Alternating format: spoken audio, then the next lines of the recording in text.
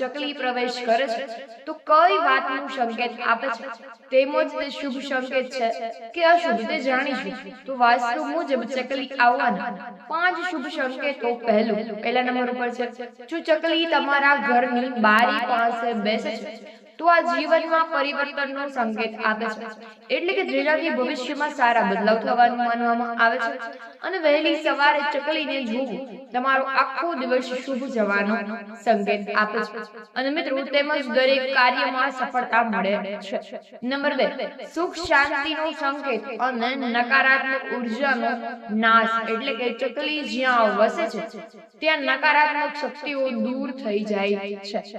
અને ચકલી ઘરમાં આવે એટલે ઘરમાં શાંતિ અને આનંદમાં વધારો થાય છે. નંબર 3, સંતાન સુખમાં વધારો. ચકલીનું ઘરમાં બનાવવું એ ઘર તમારા સંતાન પ્રાપ્તિ માટે શુભ માનવામાં આવે છે. નંબર 4, ધન લાભ અને સમૃદ્ધિ, એટલે કે વાસ્તુ મુજબ ચકલીનો વસવાટ કે ચહકાકાટ અથવા